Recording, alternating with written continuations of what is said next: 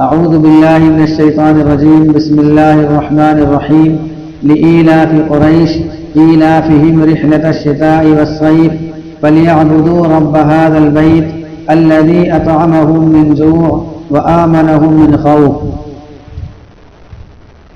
قریش عادی ہو گئے، یعنی قریش سردی اور گرمی کے سفر کے عادی ہو گئے، لہذا ان کو اس گھر کے رب کی عبادت کرنی چاہیے، اس گھر کے رب کی عبادت کرنی چاہیے جس نے ان کو بھوک میں کھلایا اور ان کو خوف سے امن دیا۔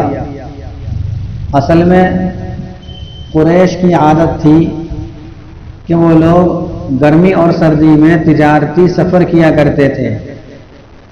جب ابراہیم علیہ السلام نے خانہ کعبہ کی تعمیر کی تو اس وقت یہ مکہ چٹیل میدان تھا، یہاں کچھ کھیتی باڑی نہیں تھی، یہاں تک کہ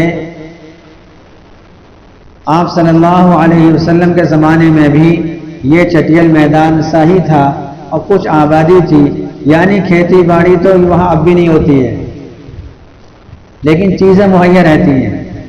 بہرحال وہاں کھیتی باڑی نہیں تھی، یہ لوگ اپنے گزر بسر کے لیے سردی اور گرمی میں دو سفر کیا کرتے تھے، اور زمانے جاہلیت سے ہی بیت اللہ یعنی خانہ کعبہ کا احترام لوگوں کے اندر تھا۔ حالانکہ حرم کے ارد گرد اور حرم کے باہر لوٹ کھسوٹ کا ماحول تھا، لڑائی جھگڑے کا ماحول تھا، لیکن حرم کے اندر کبھی کسی نے حملہ نہیں کیا۔ ہاں، ابرہہ نے حملہ کیا تھا تو اس کا انجام کیا ہوا وہ سب کو معلوم ہے، اور اگلی صورت میں آ جائے گا وہ۔ تو لوگوں کے اندر ان کا بہت زیادہ احترام تھا کہ یہ بیت اللہ والے ہیں، یہ خانہ کعبہ کے خادم ہیں، اس کی خدمت کرتے ہیں۔ تو جب یہ سفر کے لیے جایا کرتے تھے لوگ ان کا احترام کرتے تھے اور ان کا استقبال کرتے تھے اور کھانے پینے کا بھی لحاظ کرتے تھے، تو ان کو بہت زیادہ نفع ہوتا تھا۔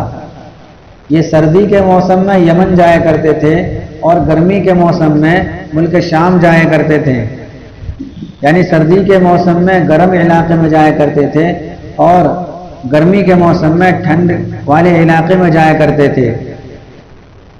تو وہاں ان کا احترام بھی ہوتا تھا اور کھانے پینے سے بھی ان کا استقبال کیا جاتا تھا، اور مال جب یہ بیچا کرتے تھے اور خریدا کرتے تھے تو بہت زیادہ فائدہ ہوا کرتا تھا۔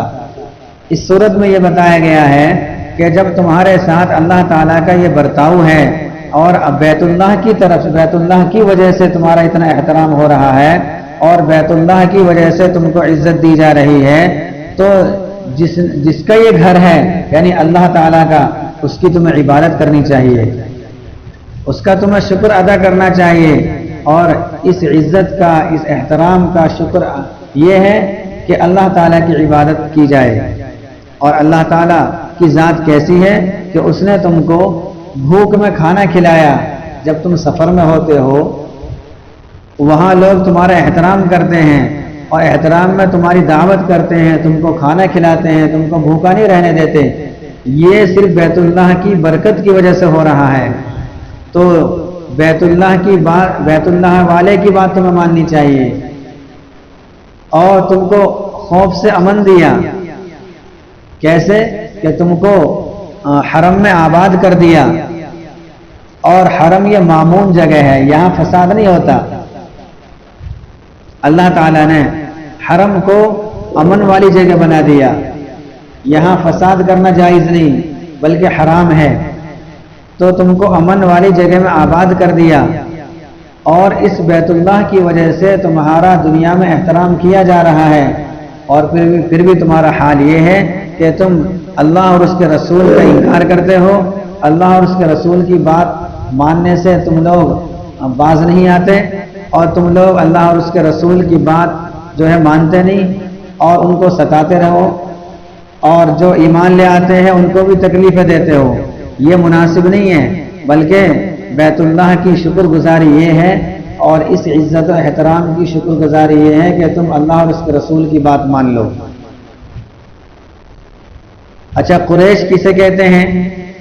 قریش یہ آپ صلی اللہ علیہ وسلم کے دادا پردادا میں ایک شخص گزرے ہیں، نضر بن کنانہ، تو ان کا لقب قریش تھا، ان کا لقب قریش تھا، ان کی اولاد کو قریش کہا جاتا ہے۔ آپ صلی اللہ علیہ وسلم ہاشمی بھی ہیں اور قریشی بھی ہیں۔ آپ کے دادا عبد المطلب، ان کا نام شیبہ تھا، اور ان کے والد کا نام تھا عبد مناف، اور اصل نام تھا عمرو بن عبد مناف۔ عبد مناف کا لقب ہاشم تھا، تو ہاشمی کی اولاد ہاشم کی اولاد ہاشمی کہلائی، تو گویا قریش کی ایک شاخ ہاشمی ہے۔ پہلے قریش ہے، قریش بہت بڑا خاندان ہو گیا، اور اس خاندان میں سے ہی پھر ہاشمی بنے ہیں، چونکہ نضر بن کنانہ یہ آپ صلی اللہ علیہ وسلم کے دادا جو تھے عبد المطلب، ان کے بھی دادا پردادا میں تھے، یعنی بہت آگے تھے، اور ان کے پوتوں میں پوتے پڑپوتوں میں ایک شخص گزرے عبد مناف، ان کا لقب تھا ہاشم، تو ان کی اولاد کو کہا جاتا ہے ہاشمی۔ تو آپ صلی اللہ علیہ وسلم ہاشمی بھی تھے، اور حضرت ابوبکر، حضرت عمر، یہ دیگر صحابہ یہ ہاشمی نہیں تھے لیکن قریشی تھے یہ۔ تو اب یوں کہہ سکتے ہیں کہ ہر ہاشمی قریشی ہو سکتا ہے، لیکن ہر قریشی ہاشمی نہیں ہو سکتا، اس لیے کہ قریشی وہ ہوگا جو نضر بن کنانہ کی اولاد سے ہوگا، اور ہاشمی وہ ہوگا جو ہاشم کی اولاد سے ہوگا۔ ہاشم بعد میں آئے ہیں، اور نضر بن کنانہ یہ بہت پہلے گزر چکے ہیں، تو اس لیے آپ صلی اللہ علیہ وسلم ہاشمی بھی تھے اور قریشی بھی تھے۔